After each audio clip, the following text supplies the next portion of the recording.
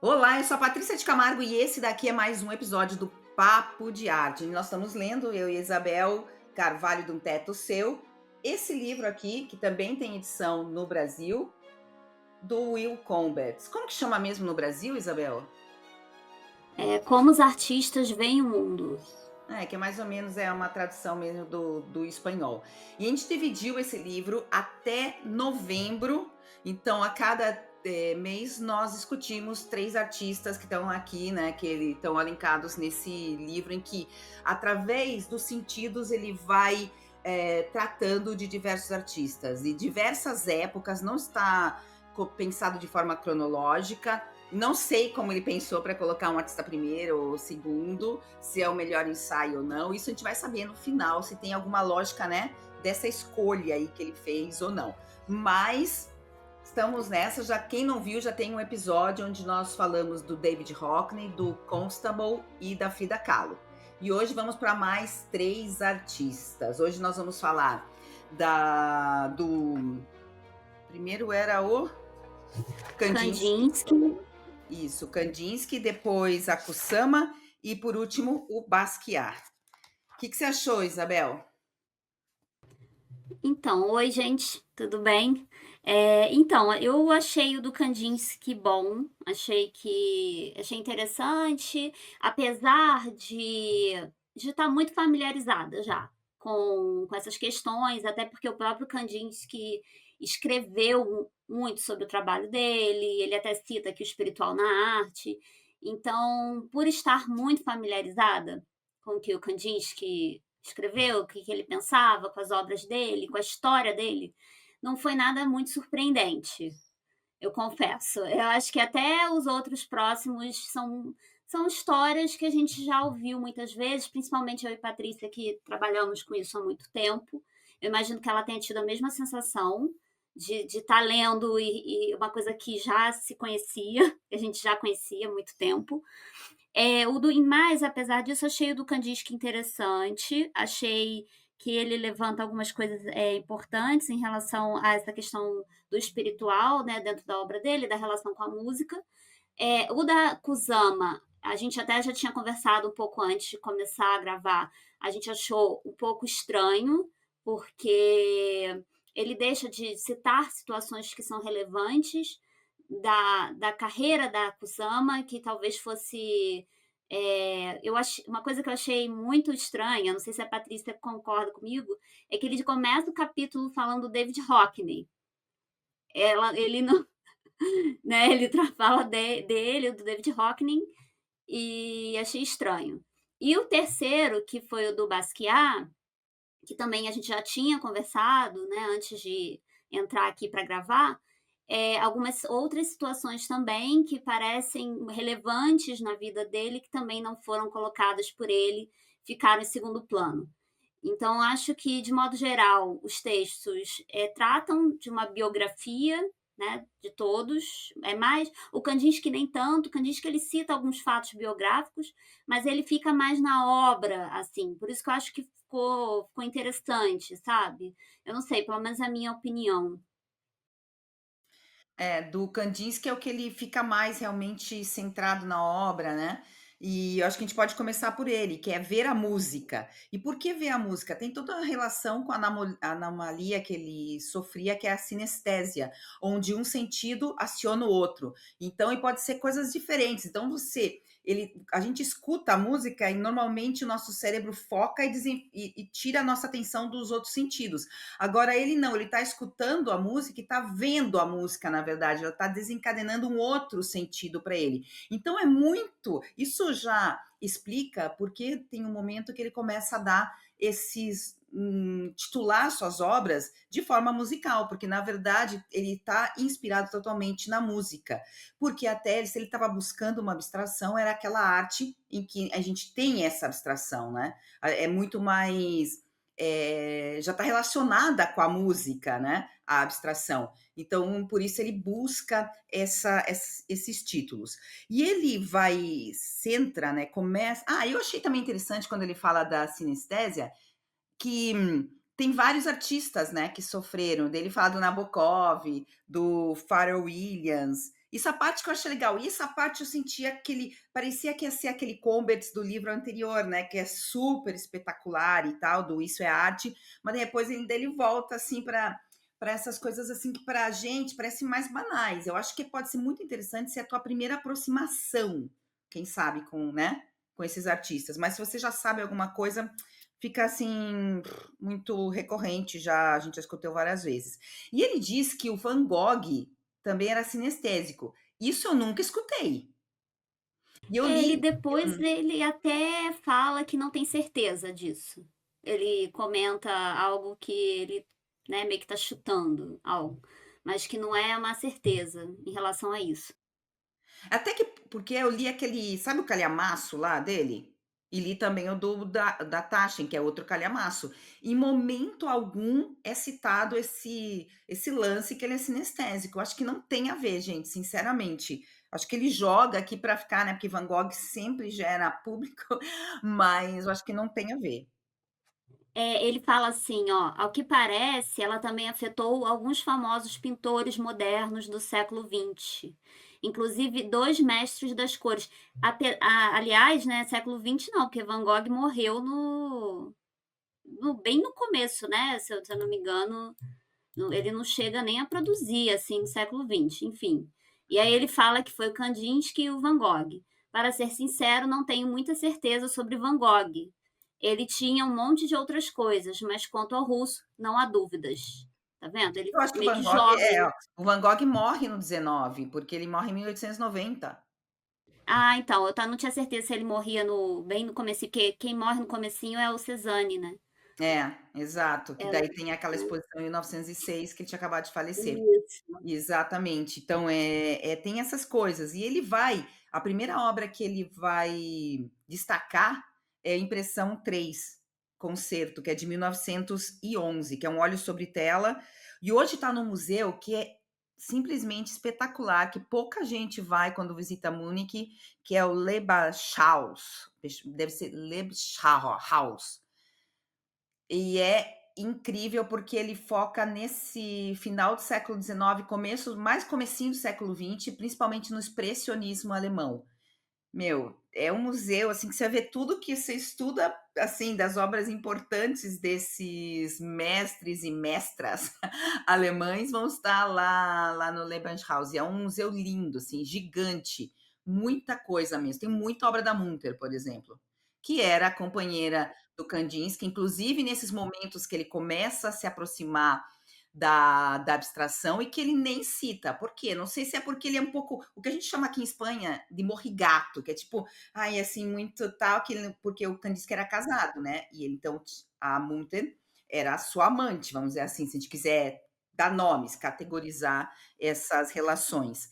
Mas eles vão ter uma relação de viajar juntos, inclusive tanto para ela quanto para ele, tanto para Munter quanto para o Kandinsky, a arte deles começa realmente a sofrer umas alterações enormes quando eles vão para Murnau, que está no interior da Alemanha, e eles vão para essa cidadezinha pequena, que é cercada de montanhas e tal, é tipo um povoado, gente, nesse momento.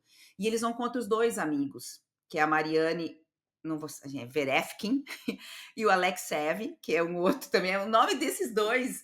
Eu e a Isabel, a gente vai colocar escrito por algum lado, porque é super difícil de pronunciar. E esses dois casais, eles vão aí, e vão como casais mesmo, para Murnau. Ela vai, inclusive, a Munter comprar uma casa em Murnau, porque ela vai se apaixonar pela cidade. E aí, essa coisa que a gente já falou em outros episódios, né? Do debate artístico, eles vão estar aí, vão estar dormindo, comendo juntos, pintando juntos ao ar livre, e isso tudo vai gerar uma mudança na arte dos quatro. É muito louco, né, Isabel? Sim, eu estava pensando justamente sobre isso, sobre como que essas parcerias, quando envolve uma mulher e um homem, muitas vezes não se fala dessa influência da mulher sobre o homem, sobre a obra do artista. Eu até fiz um post recentemente sobre a Ray Eames, e como que exatamente acontecia isso. Eles eram parceiros, assim, não existe um sem o outro, sabe? Você vê como eles eram realmente conectados na elaboração das obras. E eu fui fazer uma busca, realmente, porque eu estava procurando sobre ela, e eu só achei a referência às cadeiras, Charles Eames. Não fala Charles e Ray Eames, ou cadeiras Eames, simplesmente. Você só tem o nome dele. Eu achei isso tão ridículo, né, até hoje é assim. Você vê que vai procurar em loja, tá o nome dele, qualquer loja que você for procurar. E exatamente isso que a Patrícia está falando, que não foi só ele influenciando ela e os outros artistas também, ela também exerceu com certeza muita influência sobre ele. Não, e inclusive quando eles vão para Murnau, eles vão porque uma característica bem forte do expressionismo alemão é que eles vão e também de outras vanguardas do século XX, é essa busca por uma arte originária, né, uma arte que a gente fala naif ou brute e tal. E daí quando eles chegam em Murnau, eles vão descobrir umas pinturas em vidro. E essas pinturas em vidro são muito importantes, e ele também não cita, porque tem um momento que ele chega assim e fala que ele teve influência do do Schoenberg, né, que é o músico, que realmente vai ter uma grande influência para ele, até porque a música para ele se transforma em imagens, e também vai ter uma Da influência teosofia, né, ele fala da não, teosofia, e em depois determinado ele fala momento. sim, sim, do mais pra frente, Isabel, quando ele fala das formas triangulares, tá bem quase no final do ensaio, tá.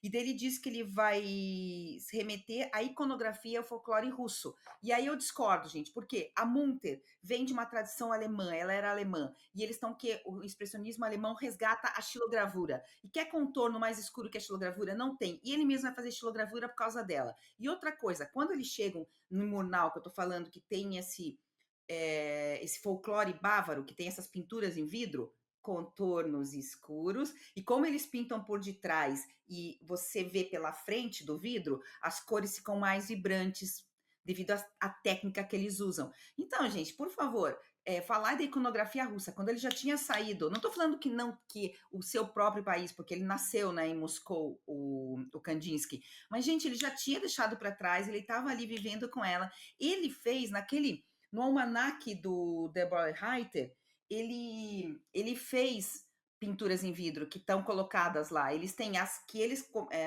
tinham, porque eles tinham uma coleção enorme nessa casa de Murnau, ele e a Munter, de vários objetos daí dessa tradição, né, desse artesanato bávaro que eles utilizavam nas suas obras. E aí no almanaque, esse almanaque, para vocês terem uma ideia, é como a Bíblia do grupo Der Blaue Reiter, que é o Cavaleiro Azul, que a Munter também fundou, e que ela não é citada aqui.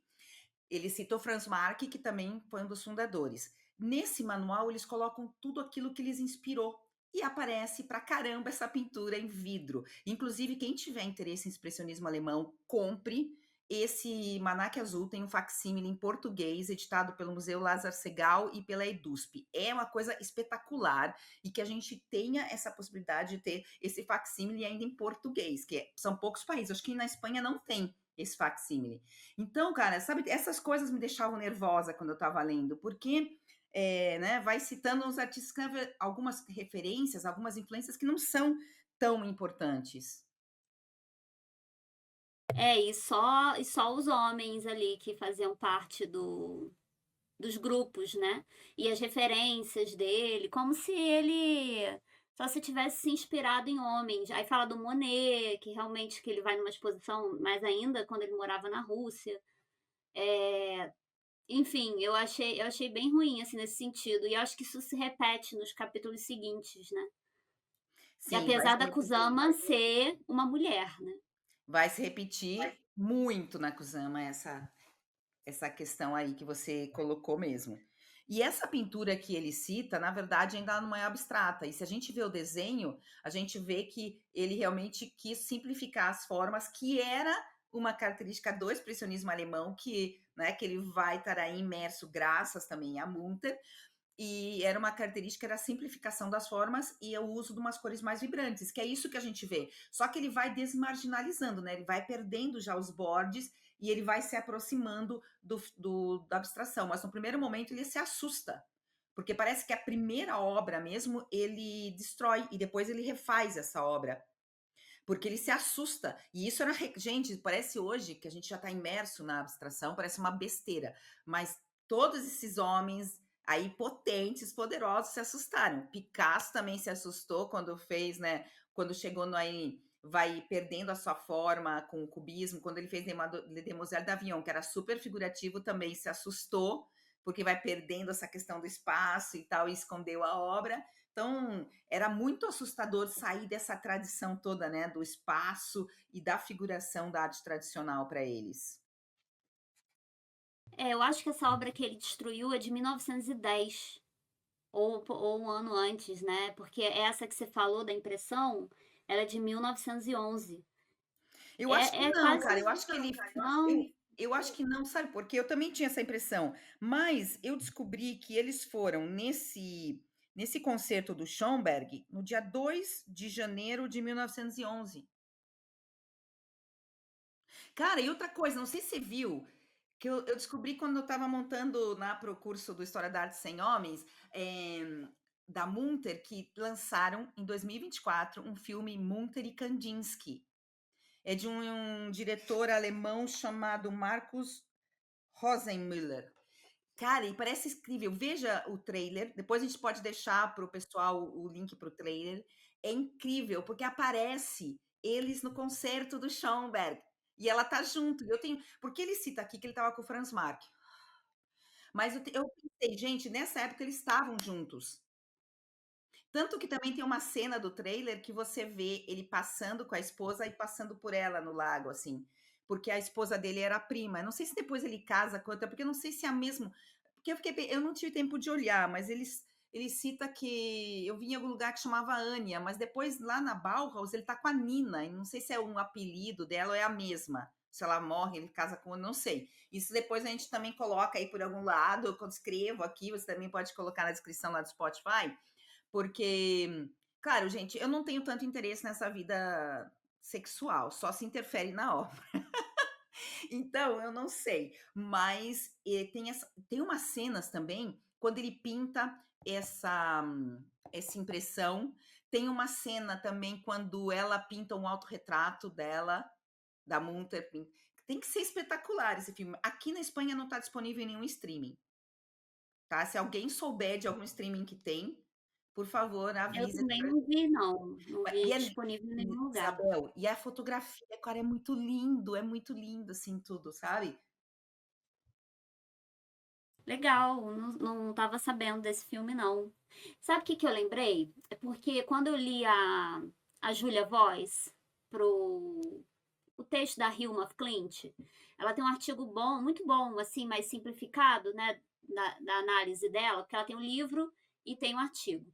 E aí, no artigo, eu lembro dela falando dessa questão de quem fez a primeira pintura abstrata, né, que muitas vezes dão crédito ao Kandinsky por causa de uma obra que não existe mais e de uma aquarela que ele fez, que foi a primeira aquarela abstrata, e se eu não me engano, essa aquarela que ela é datada de 1910. Então, não fez uma obra finalizada, né, um óleo, mas ele teria feito uma aquarela. Só que a gente sabe muito bem que essa discussão é estranha, né, de quem fez a primeiro, porque a gente sabe que tem gente que fazia abstracionismo muito, muito antes, e até a Georgina, né? Georgina, o nome dela? Que século XIX. A Hilton, sim. Isso, Mas eu acho que ela tá pensando de uma forma mais estruturada, né? Que até que isso, eu sempre falo pro exatamente. pessoal que a Georgina, ok, mas não é. Quando a gente olha uma obra da Georgina e uma da Ilma, cara, Isso. não tem nada a ver, porque uma é uma loucura de assim que. E a outra, sim, tem uma estruturação, tá pensada. Eu acho que é, né? É Eu acho que isso, tem exatamente. essa É nesse diferença. sentido. Não, e outra coisa que eu já li, Isabel, que e de qualquer jeito, pessoal, a Ilma foi antes, porque em 1906 ela já tinha feito abstração. Mas tem uma discussão agora de um pesquisador que está levantando, dessa que você está falando de. Ah, eu quero mostrar minha camiseta, ó, gente, do Basquiat, para quem estiver vendo o vídeo, senão depois, Isabel, também a gente pode pôr uma foto no Instagram. É, tem um pesquisador, uma pesquisadora, não me lembro o nome agora, que levantou a hipótese que parece que tem comprovações que aquela que ele colocou 1910, porque está datada, gente, essa aquarela, parece que ele pintou em 1913.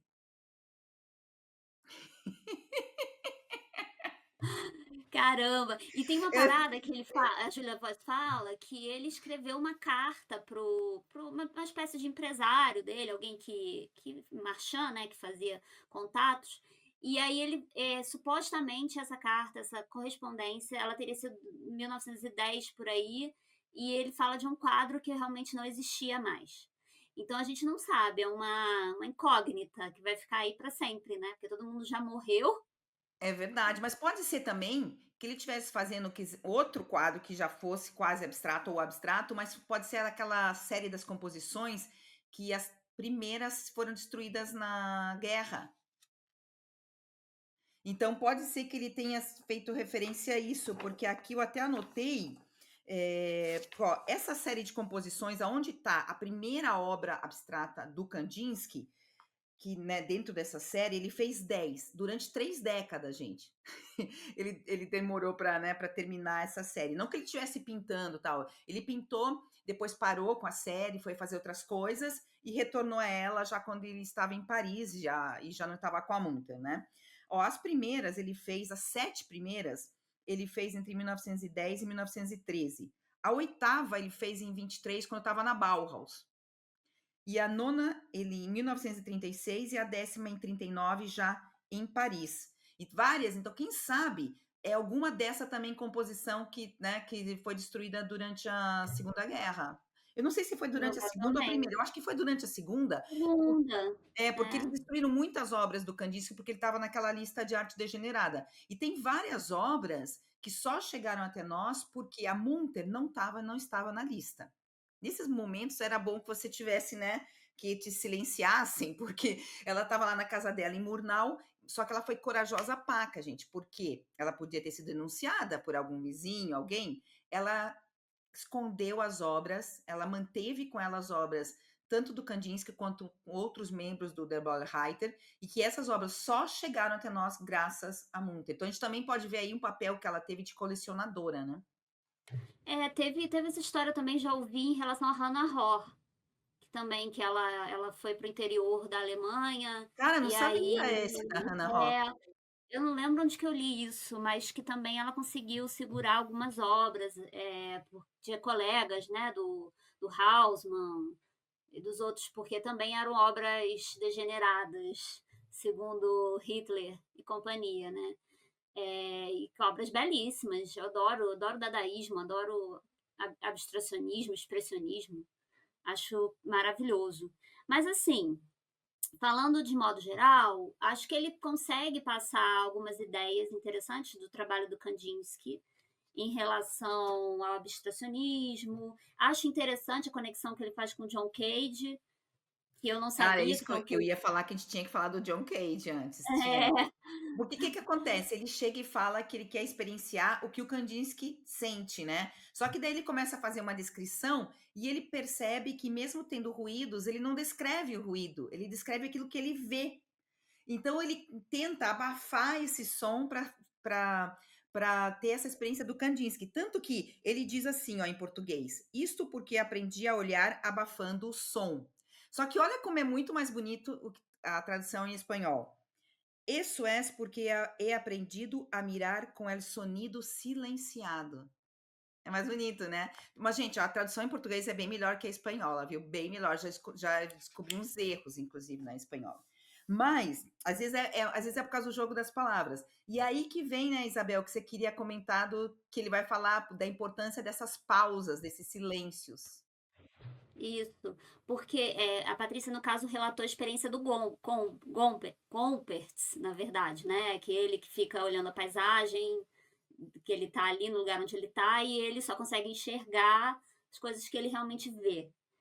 E aí ele vai falar da conexão do Kandinsky com o John Cage por causa do Schoenberg, porque o John Cage vai ter como mestre, né, como, não sei, orientador, alguma coisa desse Não, ele vai sentido, o ser, Schoenberg. o John Berg vai aceitar ele como um aluno mesmo. Um aluno, né.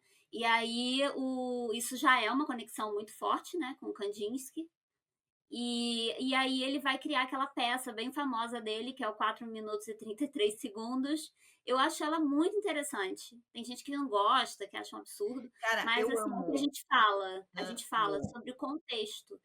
Quando ele faz isso, quando ele propõe isso, é completamente diferente, inovador, e faz com que a gente pense sobre essa questão dos ruídos e do silêncio, né, que na verdade a composição ela é feita pelo banal, pela tosse de uma pessoa que está na plateia, por um movimento, né, e não necessariamente pela música em si. Eu achei muito bonito. Eu Porque acho linda essa essa peça. peça chama 4 minutos e 33 segundos. Então, o pianista chegava no auditório, abria um piano de cauda, e ele pedia que fosse um piano de cauda, levantava e ficava com a mão assim. Então, todo mundo estava esperando. Então, você imagina os primeiros segundos, todo mundo olhando, e o cara dele chegava, fechava e começava o segundo movimento, né, que eles chamam, e ele ficava ali. Então, vocês imaginam, tanto que se acredita que esse como o pulo do gato para a gente falar de performance, a partir do John Cage. Então é muito louco isso. E aquilo que você falou da banalidade, né, do cotidiano, porque o que a gente começa a ouvir é os sons dessa plateia mesmo.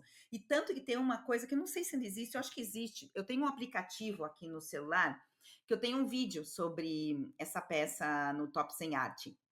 E daí eu descobri na época que tinha um aplicativo. E o aplicativo é genial, gente. Eu paguei, mas é bem baratinho, assim, e chama 4 minutos e 33 segundos. E você, na tua cidade, você vai num lugar que você ama, você grava esses 4 minutos e 33 segundos e comparte no mapa mundi. E daí você pode escutar os sons de diversos locais do mundo, assim, é genial o aplicativo.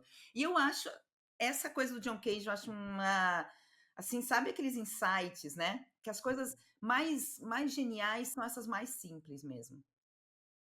É verdade, eu achei muito bom ele ter terminado com essa referência, assim, o texto. Acho que apesar, né, dele não citar a Gabriele Munter e, enfim, e toda essa colaboração que a gente já falou, eu acho que no final ele conseguiu dar uma melhorada no artigo. E aí a gente agora vai falar um pouco sobre o próximo capítulo, que é sobre a Yoko Kusama ver como terapia.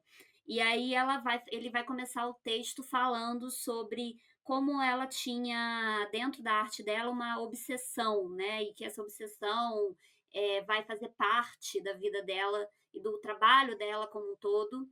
E no meio desse texto ele vai intercalando fatos da vida dela, situações que a gente já conhece, são bem famosas, como aquela das flores, da toalha de mesa com flores vermelhas, que ela é uma experiência que ela tem quando muito pequena e que, de acordo com ela, vai mudar muito essa percepção dela sobre o mundo.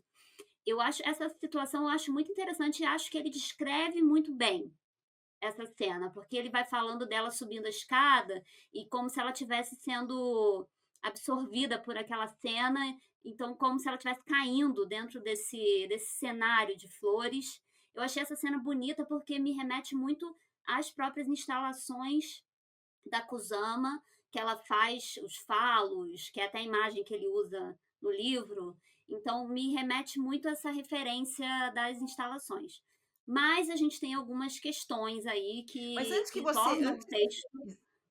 Isabel, antes que você parta para essas outras questões, isso que você falou também eu gosto muito e ele coloca uma fala dela. Eu tinha começado a me apagar, a girar no infinito do tempo sem fim e no absoluto do espaço e a ser reduzida a nada. E daí, cara, eu me lembrei, né, que isso é uma desmarginalização, né, que como você vai perdendo, você vai se filtrando no mundo porque você vai perdendo as tuas margens, né, teus próprios limites, vai se confundindo, porque chega um momento que é como a Isabel falou, ela sente que se confunde com o seu entorno, né? Que ela vai derretendo naquele entorno. E aí, cara, e daí eu me lembrei dessa questão da desmarginalização, me lembrei do livro da tetralogia napolitana da Ferrante, quando a Lila conta que ela sente, né, que ela tá se diluindo, que ela tá se dissolvendo. Daí eu pensei, gente, ela tinha essa mesma experiência da Kusama, e que a gente vê também nos dias de abandono na personagem quando ela vê que ela não se encaixa nesse mundo, né? Porque ela se via como esposa, como mãe, e quando ela deixa de ser esposa, ela já não se encontra, né, ela não se encontra como ser, porque ela não sabe ser ela por ela mesma sem ter esse entorno aí delimitado. E ela também sofre com essa desmarginalização. Daí eu pensei que era uma experiência muito, né, ligada a essa da Kusama. Ele vai então essa parte eu achei muito interessante, ele vai fazer uma conexão com o expressionismo, né, alemão, porque a Kusama no começo da obra dela, ela traz muito essa questão do trauma da Segunda Guerra Mundial, porque ela teria trabalhado numa fábrica durante a juventude que, né, fazia parte de uma espécie de uma fábrica militar, no Japão. E aí depois ela também vai ter a questão das bombas atômicas, Hiroshima e Nagasaki, enfim, uma questão traumática que fazia parte da história do país e da qual ela faz parte. Então ela vai fazer uma série de pinturas que eu acho muito bonitas, inclusive aquela acumulação que ele cita, que é muito interessante. E depois e aí ele faz uma conexão com os expressionistas alemães e também ele não cita nenhuma mulher, né? Ele não fala da Kate Kovacs, que é maravilhosa, por exemplo, que eu acho que é a que mais talvez se comunicasse com a Kusama. Não sei se ela teve como referência, se chegou a ela, né, essa referência, mas talvez aqui como referência eu acho que seria interessante colocá-la. E aí ela cita uns outros artistas homens, né, do expressionismo alemão, e vai falar dessa questão do trauma na obra da Kusama. E eu acho que faz, né? Faz parte da obra dela, e é uma coisa que pouco se fala também, né? Fala-se mais da questão da alucinação dela em si, e raramente a gente vê citando essa questão da guerra. E com certeza afetou, né? Imagina, se viver num lugar que Eu é possível que caia uma bomba.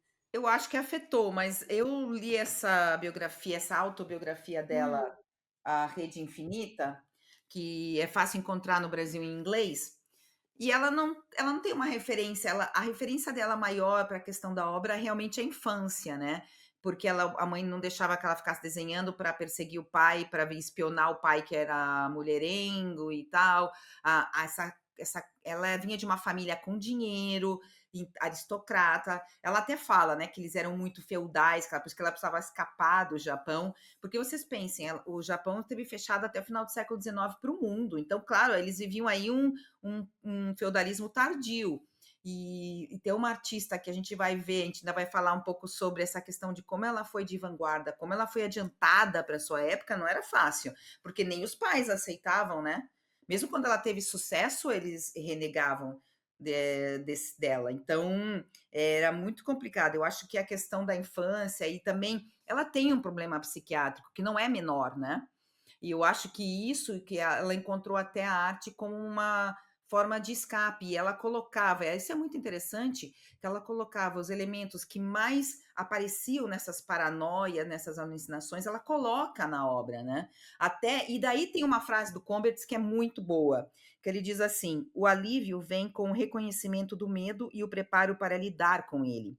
O pavor primitivo em relação à morte é amenizado, sobrevivemos, né? Que é a maneira que, quando ele está fazendo referência a como ela se enfrenta a todos esses problemas. isso aí. E daí ele vai falar um pouco sobre o momento em que ela vai para os Estados Unidos, ele pontua a ida dela em 1958, as dificuldades que ela enfrenta também lá, né, nos Estados Unidos, em relação ao fato dela também não saber falar a língua, mas ela acaba conhecendo pessoas que vão ajudá-la, e ele cita a amizade dela com o Donald Judge, que eles, né, moravam ali perto do mesmo Mas que vai ser ateliê. bem depois, não é na chegada dela, até porque ela chega em Não, não. Seattle. E quando ela chega, né, ela fica um tempo, depois vai para Nova York, e a gente até estava conversando antes, a Patrícia lembrou bem sobre a questão da Georgia O'Keeffe, que também vai trocar cartas com ela e que ela vai super apoiar a Kusama durante muito tempo. Eu até tenho um post que fez maior sucesso aí, que fala sobre essa troca É de cartas muito bom depois. esse post, muito bom. E aí fala sobre como que a Georgia O'Keeffe, no determinado momento, até oferece para ela morar lá com ela no Novo México. É muito legal essa ela anexa umas fotos da casa, muito hospitaleira, assim, realmente. Eu acho muito bonita essa Não, é passagem. linda essa amizade, então e isso é muito mais relevante, porque ela escreve quando ainda está no Japão, e ela descobre a Georgia O'Keeffe, porque ela compra um livro num sebo, com os quadros que tem as obras da O'Keeffe, e daí ela morava no interior, gente. Ela pega um trem, fica 6 horas no trem, para indo para Tóquio e descobrir o endereço da Georgia O'Keeffe. Daí ela manda a carta assim, imagina, nunca pensou que ia ser respondida, porque daí ela descobre que ela é famosa, que ela é casada com o Stiglitz, o fotógrafo e tal. Então ela fala, imagina, daí ela responde. E daí ela se sente empoderada mesmo para cumprir essa ideia que ela tinha de ir para os Estados Unidos, né?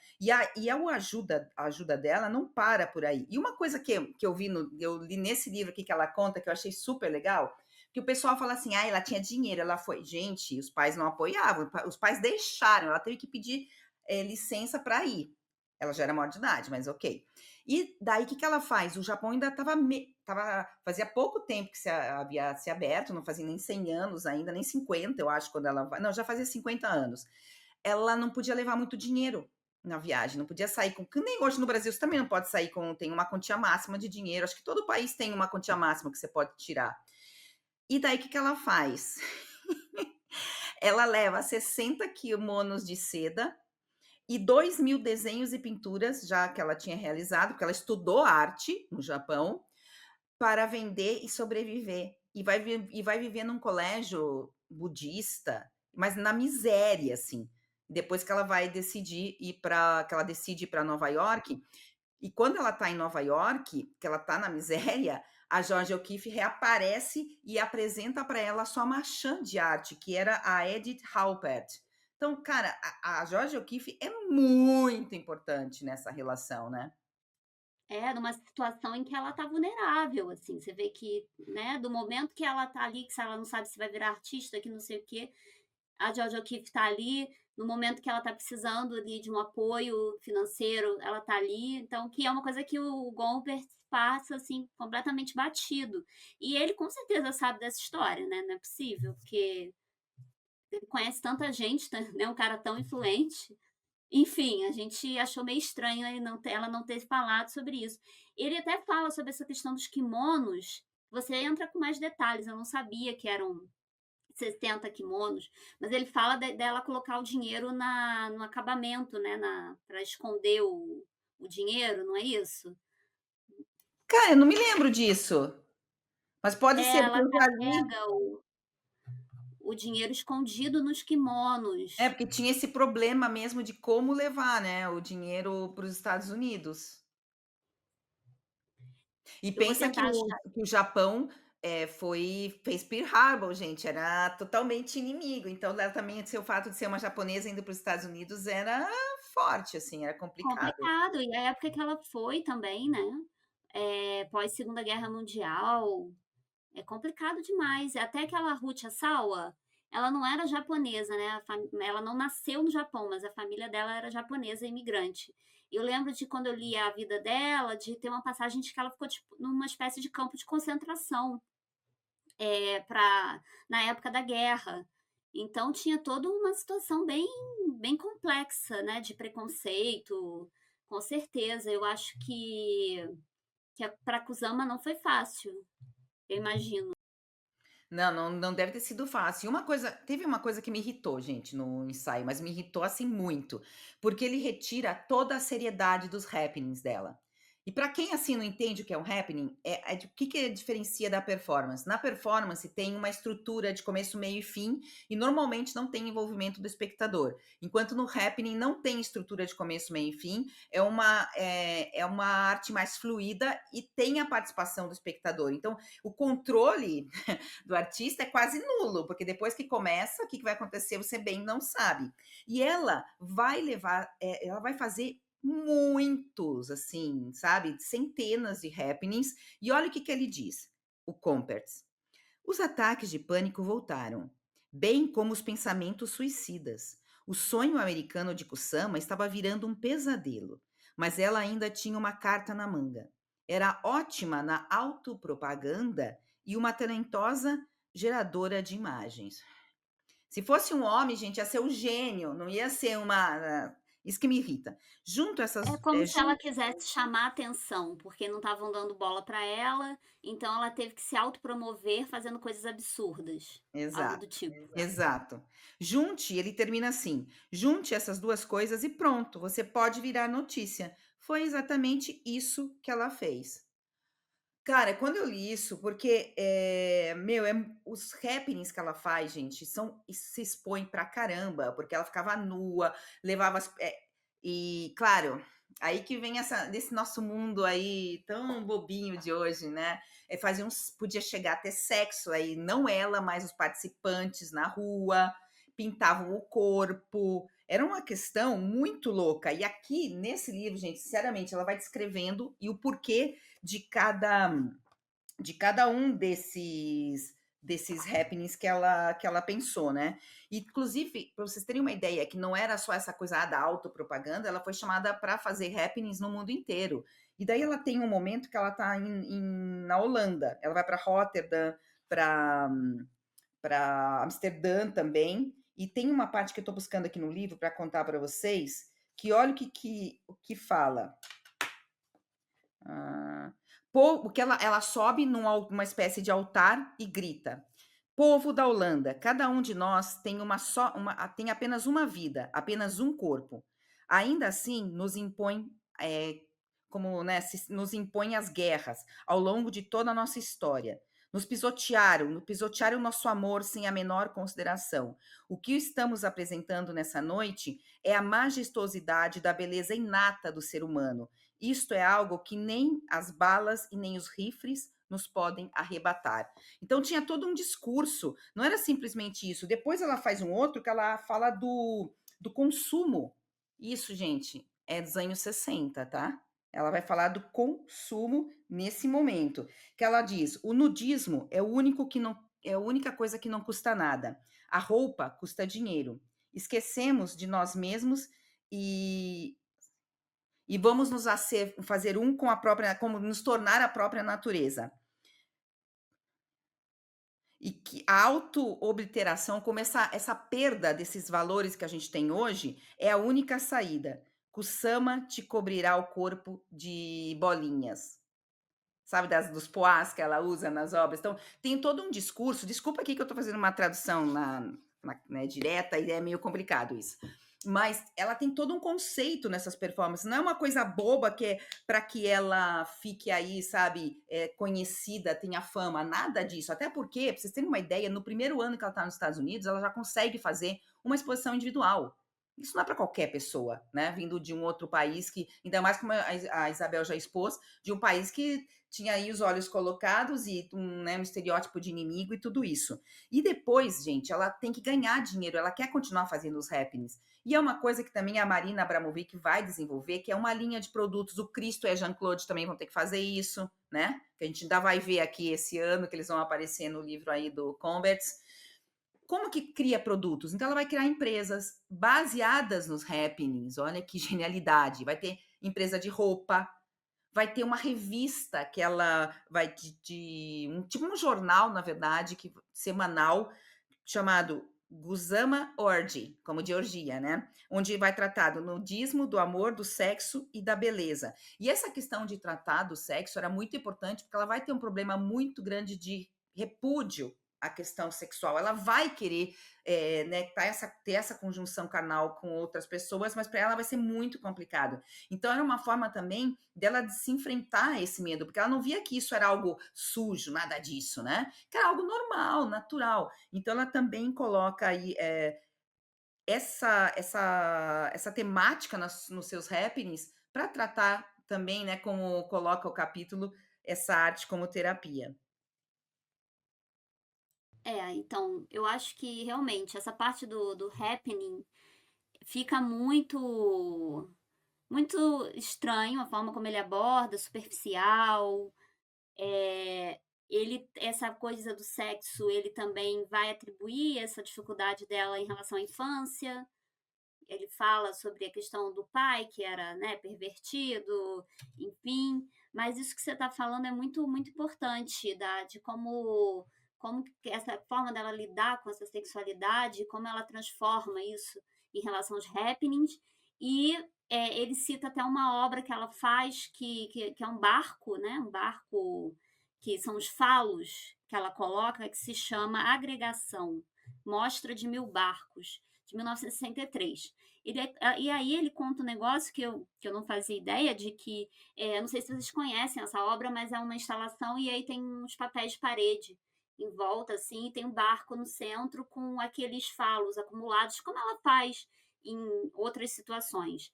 É E como se aí ele ela diz É como se ela tivesse fotografado esse barco com um fundo bem escuro, assim, numa coisa escura e empapelado a parede com papel de parede com a foto desse barco, mas repetida várias vezes, assim, pequeno. vezes. Isso. E aí diz o Gompertz que o Andy Warhol teria visto e teria feito um plágio, né, numa obra chamada Papel de Parede de Vacas, que ele repete também, ele coloca a foto da vaca e repete, faz uma serigrafia, né, me parece, e repete várias vezes, e que ela teria ficado muito irritada com essa situação. Eu não sei se isso é uma É. anedota, se isso de Não, fato aconteceu. ela cita Ela aqui, cita ó, tá no na citado. biografia? Ela diz o Ah, seguinte, então tá ó, bom. Andy Warhol veio à inauguração e gritou para mim: "Que é isso, Jayjoy?" Suas seguintes palavras foram: "É fantástico!" Quando ele viu o barco com, né, com esse empapelamento aí.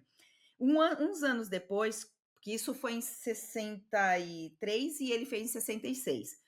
Uns anos depois, quando Andy empapelou o teto e as paredes da Léo Castelli Gallery com pôster de serigrafia com a cara de uma vaca, a vaca eu acho que é amarela ou rosa, e ao contrário, um fundo é rosa e a vaca é amarela, não me lembro. Se Eu tratava de acho que uma. o fundo é amarelo, o Ah, então fundo a é vaca é amarelo. rosa, é. Obrigada, Isabel. E se tratava de uma, ela continua, né? Se tratava de uma claríssima apropriação ou imitação do meu Thousand Boats Show. Ela tinha essa ideia, mas eu acho, gente, que na verdade isso é normal, que os artistas façam, usem as ideias dos outros, que façam releituras dos outros. Mas aí E o mostra outra. Warhol fazia essa coisa da repetição, né, ele sempre teve na Então, obra mas é dele. legal porque daí a gente vê como ela sacou isso, mas as pessoas devem ter sacado, né? Quem sabe ele não, se alguém perguntou, ele não falou nada e isso pode ter ferido ela. E até porque também, gente, tem umas obras que a Munter fez. Desculpa, eu sei que estou monotemática, mas a Munter fez umas xilogravuras que ela repete os rostos de uma mulher e cada rosto tem uma cor. E o que é isso? Seriação, que vai ser usado que na pop art. Então a pop art bebe muito tanto dessas performances, desses happenings, como desse expressionismo alemão, quando a gente fala dessa difusão da arte, né, através da gravura. Pois é, eu acho que essa coisa de inspirar-se em outro artista, tomar como referência, acontece mesmo, né. E, enfim, acabava que o trabalho deles estava conectado, de certo modo, tanto do Warhol quanto da Kusama. Enfim, é uma polêmica aí que ele traz, que eu não sabia disso. E aí, é claro, o texto ele tem esses problemas e tudo mais, mas eu acho que talvez, para uma pessoa que esteja começando a estudar, né, é como a Patrícia falou ali do Kandinsky, é uma primeira aproximação. Então acho que vale, tirando essa questão, claro que ele de como ele aborda a questão dos happenings, que foi bastante triste. E aí depois ele vai falar sobre o próximo artista, que é o Basquiat, e aí ele vai narrar a vida do Basquiat, vai contar a infância, vai falar de algumas situações sobre o artista e vai falar especificamente sobre um quadro, que é o Notary, acho que é isso que é notário, né, em Em português, espanhol tá aqui, e tá notário. notário, que é um cara que trabalha com burocracia, com acho que é contabilidade? Ele até fala, não lembro exatamente a função, É que né. aí seria como o notário é a pessoa que pode, assim, que pode dar validar os documentos e tudo isso, porque tá Isso. juramentado, né, uma pessoa juramentada perante a justiça e tal. Então é isso. E aí ele vai, falar bastante desse quadro. que eu acho que é interessante, porque, na verdade, na Kusama, ele vai ficar falando dela de modo geral e o que, na verdade, ele propõe em cada capítulo é pegar uma obra e falar bastante de uma obra, né. Eu acho que ele, às vezes, se perde. E nesse capítulo ele conseguiu se manter ali, de certo modo, falando dessa obra e falando também do contexto histórico que faz parte dessa elaboração dessa obra. E uma das coisas que a gente já sabia, né, por conhecer já mais a obra do Basquiat, mas essa questão do fato dele, nesse momento, logo depois que ele faz essa obra, ele ter toda essa explosão comercial e todo esse reconhecimento ali em Nova York. E eu acho que esse contexto que ele traz em relação a essa obra é interessante, nesse sentido. Mas a Patrícia tem umas outras colocações para fazer à parte aí, em relação à formação dele. Pode falar. Gente, eu sou a chata hoje, me desculpem, mas eu tenho uma série de 7 vídeos no meu canal do YouTube, Arte 365, sobre o Basquiat, que eu fiz uma semana do Basquiat. Então tem 7 vídeos, então eu li muito sobre o Basquiat, e quando eu ainda era novinha, que eu estava fazendo artes, tinha aquele filme que saiu do Basquiat. Cara, eu me lembro, quando eu vi aquele filme, eu fiquei perturbada, assim, né? Porque você vê que o cara, porque tem só pega a parte quando ele já tá afundando, basicamente, na droga e tal, né? Então, eu fiquei bem mal, assim, quando eu vi. Então, foi uma coisa que me chocou desde o começo da minha formação teórica da arte. E o que eu acho que eu sinto, ela até é o que eu sinto em falta, mas que ele toca, mas a gente não sente a importância, é da mãe. O papel fundamental que a mãe tem. Porque, gente, ele não vai estudar formalmente, ele até vai fazer vai ter estudo, sim, de arte, mas não a nível de universidade, como se fosse um técnico, né? Ele vai entrar numa escola que era muito potente, inclusive na época. Só que antes disso, todo esse amor que ele vai sentir vai ser a mãe levando o menino que morava no Brooklyn para Manhattan para ele ver arte. Então ele ia nos museus, ele conta, né, da experiência quando viu Guernica. E vocês podem sentir que Guernica tem tudo a ver com o tema de grafite, gente. A forma que, né, da construção do Guernica, de espaço e tudo dessa. Podem ver que ele também usa, tal qual no cubismo, essas linhas que se vão rompendo, se quebrando, os planos que se vão interseccionando, né? Então, isso tudo ele traz aí também, e ele várias vezes fala do Picasso quando perguntam das influências que ele teve. Então, essa mãe fundamental. E outra coisa, ele foi atropelado e ficou muito tempo no hospital. E o que essa mãe fez? Além de levar que ele tinha o caderno de desenhos e tal, levou para ele um livro que está considerado como um dos livros mais influentes do mundo. Eu não entendo como uma mãe. Você vê que a gente tem que tirar essas coisas, eu acho, de ficar lendo. Ai, o que eu dou para uma criança ler? Gente, dá o que você acha, tira isso. A gente, nossa geração, pelo menos a minha geração, nasceu sem essas red tags, né? Sem esses gatilhos, sem essas advertências, estamos vivos, sinceramente. Então, pode até pôr nos livros, não quero falar isso, porque depois eu vou falar que eu não sou politicamente correta. Não, ponha lá os gatilhos, mas se atreva a enfrentar teus medos, né? E a ler outras experiências. Então, nesse livro, um livro que a mãe levou quando ele estava na cama, esse menino era uma criança, é Anatomia de Grey, tá? Entre os livros mais importantes de todos os tempos. Aqui está falando tanto de ficção como não ficção, tá? Então tem desde Ilíada, como vocês podem imaginar, até a Anatomia de Grey.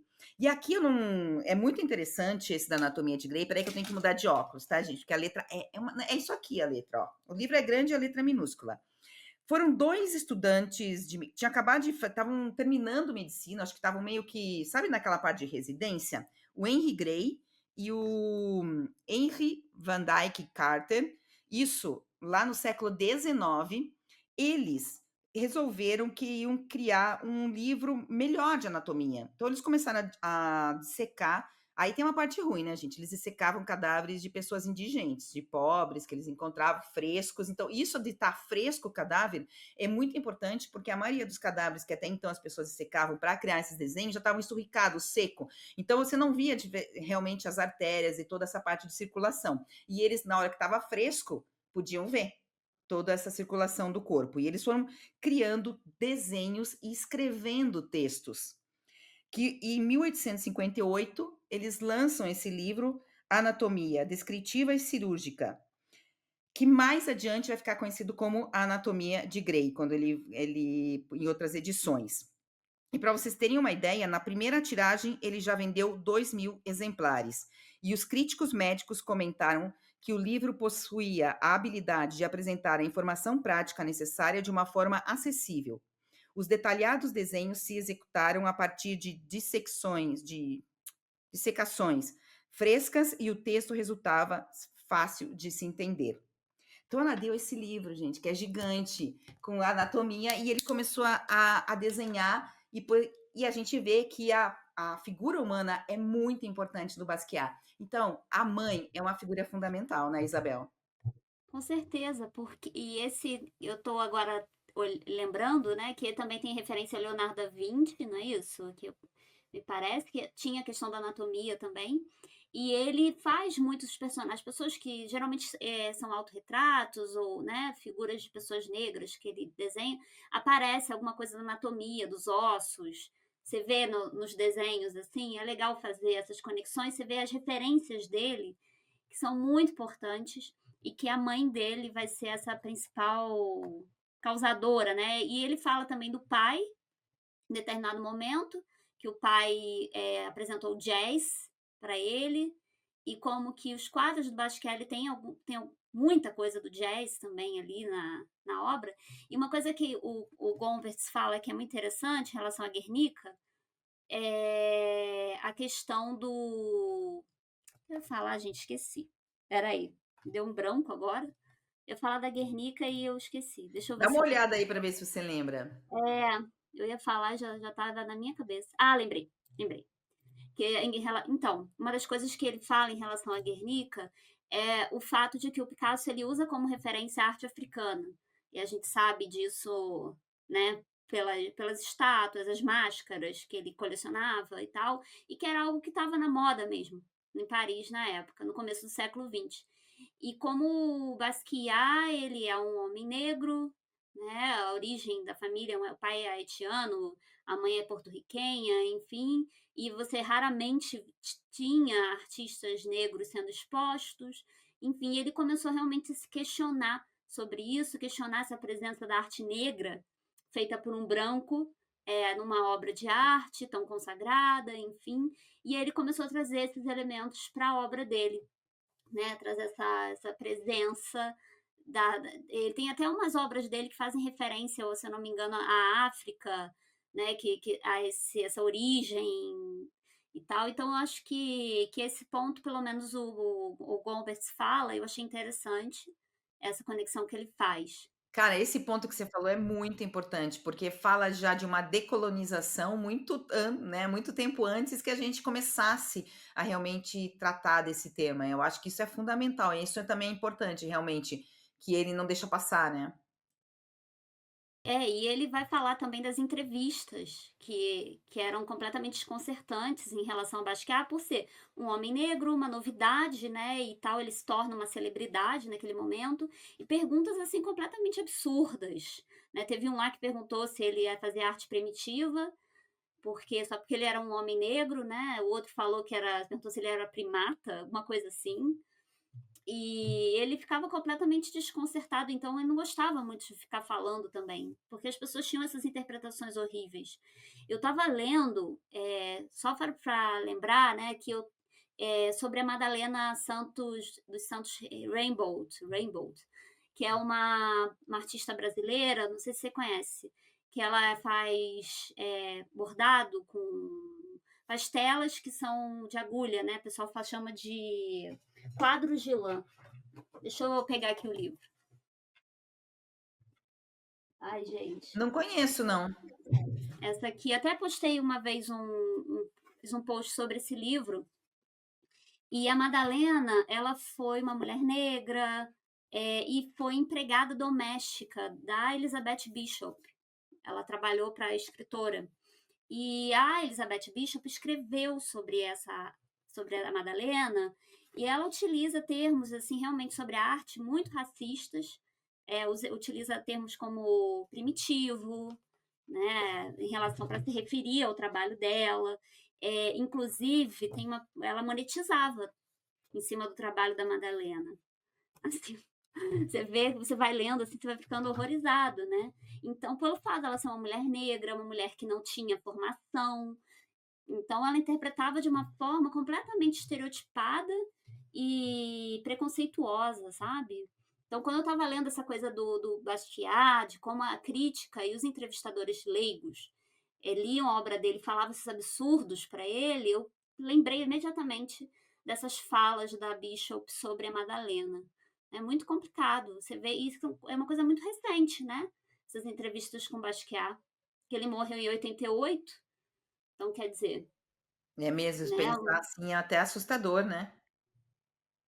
Mas eu acho que ainda hoje, mesmo quando artistas mulheres são também entrevistadas, eu acho que isso também deve partir para outras minorias, né, que estão na arte, não minorias enquanto população, mas que estão na arte, eu acho que é meio problemático, que sempre tenta levar para essas outras, não perguntam de, sabe, que porque o Basquiat tinha um conhecimento filosófico, de música, de cinema, que era gigantesco, assim, tinha um QI, meu, que já gostaria muito de ter esse QI que ele tinha e tal.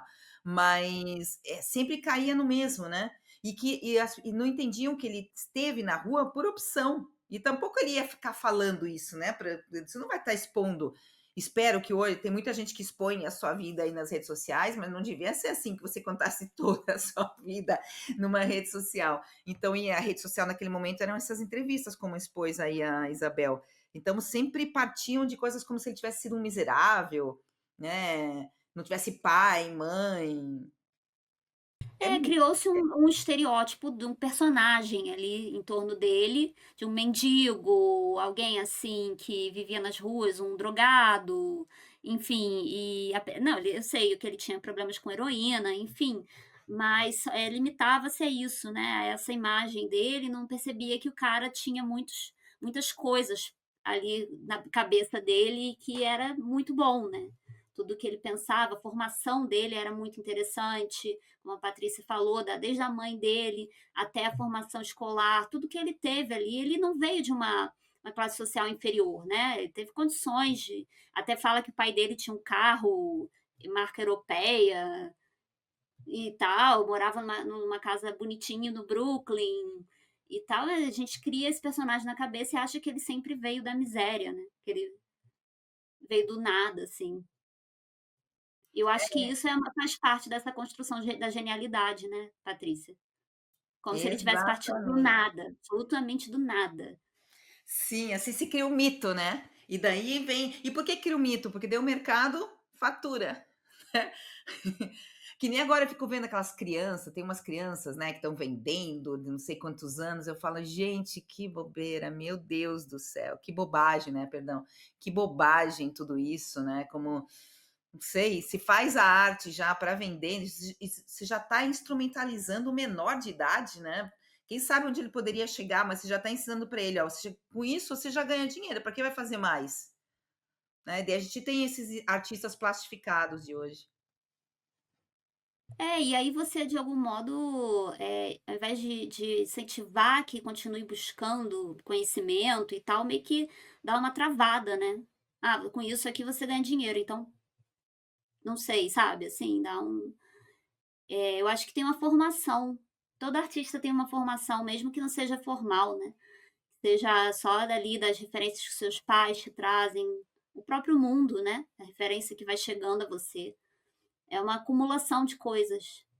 Eu estava buscando aqui, porque ele nasceu em 1960, ele podia estar vivo, gente, só que uma overdose levou o Basquiat com 27 anos, que é essa idade aí mítica, né, James Dean. É, ele é da época da Madonna, né, Madonna tá É, viva aí. ele teve, né, eles É, tiveram um romance, né, ele e a Madonna, porque eles frequentavam esse Muddy Club, que era toda essa gente daí cheia de criatividade se encontrava. e Então imagina que loucura, que porque era uma loucura. Sabe outra que Nova eu York, né, tenho é, era uma Nova York cheia de crime, de, né, que você não decadente ali, né. decadente total, aquela parte ali para que hoje, é onde você pega o barco para ir para o Estado da Liberdade, ali na parte sul, lá falaram que depois, quando escurecia, você não podia andar por lá, você não queria que te É, roubassem, que te, né, violentassem e tal. Então ele viveu essa, não é essa Nova York hoje Sex and the antes City, da né. gentrificação, né, da cidade, né, que hoje em dia tá tudo caro, tudo absurdo, né, Exato. luxo. E eu acho interessante essa parte a partir ali da década de final da década de 1940, 1950, é bem decadente, né, mas é interessante porque aí você vê como os artistas durante a Segunda Guerra, né, que vai muita gente vai para Nova York e tal, como vai se formando esse lugar da arte contemporânea ali. Eu acho muito interessante os ateliês que muitos artistas dividiam por conta do valor, né, para dividir mesmo, né, para estrangeiros. E as histórias do expressionismo abstrato, isso tudo eu acho muito interessante, assim, dos ateliês, né, que vão Até se porque formando ali naquela é região. interessante, até quando uma coisa do Compertz que eu acho legal, que ele vai, tecendo histórias que normalmente as pessoas veem por separado, isoladas e não entendem que elas conviveram. E isso né, esse é um ponto positivo dos ensaios dele, que ele consegue tecer essas histórias, né. É, exatamente, é isso que eu sinto, eu senti isso também. E que estão tudo ali, você imagina que tá tudo acontecendo ali, né, e ele consegue transmitir, de certo modo, esses contatos. Ele até fala do Warhol, né, sobre o Basquiat, que essa troca que eles tiveram, em E determinado é muito momento ali. interessante, porque no filme a gente vê que o Warhol estava num momento de baixa criatividade, né, e como ele vai se apoiar no Basquiat, né, nessa nova geração. E tanto que e também para o Basquiat vai ser super importante, porque era um nome já consagrado e tal, e eles vão produzir telas juntos mesmo, na mesma tela, 4 mãos. Então né, hoje está cheio das exposições que mostram o trabalho dos 2. Acho que até a Taschen tem também livros, um só de fotografias dos 2 e outro com as obras. Tem muito a ver com o que a gente estava falando em relação à primeiro artista, sobre o Kandinsky, e essa troca, essa contaminação artística, que acontece direta e indiretamente, né, que você pode ser influenciado por um artista sem necessariamente conhecê-lo, conversar com ele e tal. Então eu acho que, assim, resumindo, acho que os capítulos, eles trouxeram discussões boas, né, tanto que a gente ficou aqui falando um tempão, mas assim, tiveram suas questões, principalmente em relação à ausência, à invisibilidade das mulheres, que eu acho que a gente está muito crítica, né, Atriz, em relação a isso, porque a gente está imersa nesse assunto. Então, tudo que a gente Exato. vê, a gente já fala: opa, isso aqui faltou, né? Isso Até aqui porque faltou de o audioclipe. Combertz é um cara que estava aí na direção e tal da Tate, e ele conheceu várias mulheres, né, conviveu com essas artistas, então ele não tem essa desculpa, né, na hora de tratar delas. Então por isso que eu acho Sim. que eu esperava mais dele nesse sentido, né. E uma coisa que eu acho que a gente repete do que a gente falou no episódio anterior é que parece que foi uma coisa muito rápida, muito esboçada, que não passou por uma revisão, me parece. De repente, se ele tivesse feito com mais cautela e procurado um pouco mais, talvez ele conseguisse articular melhor essas referências, essas situações. Porque eu acho que ficou faltando, né. Eu acho que foi muito esboçado, parece que é um livro que ele traz uma coisa mais superficial mesmo, acho que talvez fosse a proposta dele, ser uma leitura das memórias dele, nem tanto de uma obra que é feita por busca, por pesquisa.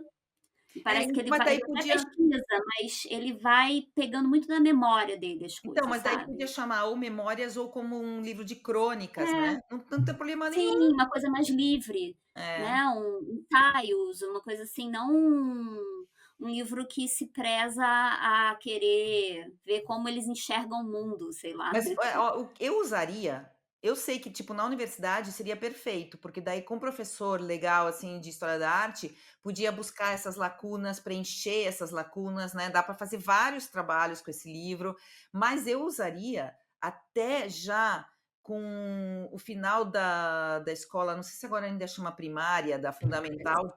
Sim, Sabe, fundamental. pegar alguns ensaios e tal, e agora no ensino médio isso daqui funcionaria perfeito, assim, cara, porque eu Uhum. acho que inclusive, nessa idade algumas lacunas eles mesmos já perceberiam, porque tem muito quem sabe só pegar esses artistas que são mais próximos, né, mesmo os falecidos tipo Basquiat, né, gente, olha aqui, camiseta, toda é mais fácil comprar uma camiseta do Basquiat do que uma camiseta branca, se bobear. Então, é fácil essas referências hoje desse mundo, desse pop, né, então eu acho que poderia ser um trabalho espetacular aí no ensino médio, né, para sair da mesmice. Eu acho que é um livro interessante nesse sentido, né, de apresentar os artistas e discutir essas lacunas, mas que não é um livro talvez para um curso mais aprofundado, né, com Não, certeza não, né. Mas de qualquer modo mas a gente estamos está aqui para falar desfrutando. dele. E esperamos que vocês, né, continuem conosco, porque ainda tem muito artista. Eu sei que tem muita gente que está lendo por causa do nosso projeto. Já vieram algumas pessoas falar que já tinham lido, que estão vendo para, né, ver se as ideias Ai, que batem, legal. se concordam, e tem gente que está lendo e acompanhando com o projeto. Eu achei bacana, achei Bem muito bacana maneiro. mesmo. Por favor, deixa seus comentários, coloca também, às vezes, algumas questões que você não está de acordo conosco, ou algumas dúvidas que a gente pode abordar, né, nos próximos. O É, próximo isso aí. encontro nós vamos falar do Rembrandt, do Cristo e da Jean-Claude e do Cara Walker. Ó, aí, gente, sabe, Cristo e Jean-Claude é a coisa mais amada da minha vida. Então, por favor, esperemos que esteja. Eu só tô lendo uma semana antes do nosso encontro para não ter isso, né? Para não gerar ansiedade. Não, durante o mês inteiro. Então, espero que seja maravilhoso aí o ensaio dos dois. Eu achei legal esse trio, assim. A Carol Walker, adoro demais, Também. acho interessante, quero ver o que que ele vai falar sobre ela. Eu fico só esperando. O Rembrandt eu Ah, o adoro Rembrandt deve também. ser ver a si mesmo, né, deixa eu ver. É, por causa do É, autorretrato, né. deve ser, porque é ver-te a ti mesma, deve se ver a si mesma, era um pouco óbvio. Daí do É, Príncipe Jean-Claude é ver espetacularmente, que a gente já comentou no episódio sim, passado, e Cara Walker ver a ambiguidade. interessante, vamos ver É, o que ele vamos vai ver. falar aí. O menos óbvio dela, quero ver qual que é a Eu pegada dela. achei bom, achei É, achei bom interessante. também, bem bom. Ela faz aquelas As silhuetas, eu silhuetas, acho é, aquilo muito legal. Vamos ver. vamos ver. Então Então é por isso, hoje a gente. gente fica, né, acho que já deu o podcast. Já. E aí, gente, comenta aí, por favor, quem estiver vendo no YouTube, deixa o seu like, não deixa No de Spotify apoiar aí também o dá para deixar trabalho. comentário, né? Eu acho que dá, acho que Eu acho dá. que dá. E aí vocês também falem com a gente está lá no Instagram também, @umtetoseu, Ah, @arte365, e não esqueçam que e é tem um guion, assim, tem um, como fala? Um hífen, eu não me lembro em português, gente, desculpa, não é arte 365 tudo junto, mas depois eu coloco para vocês, não se preocupem. tipo underline, É, isso, o underline, isso mesmo. Entre o né, arte e o 365. é Agora, arte_365, porque é isso legal aí. vocês irem no Instagram, porque nós estamos colocando as obras que o Combert cita, porque no livro só tem a obra principal que ele cita, não tem todas as obras que ele cita, e nós estamos colocando nos nossos Instagrams, tá? Isso aí, gente. É isso, então até o próximo. Valeu. Beijo no coração, até o próximo.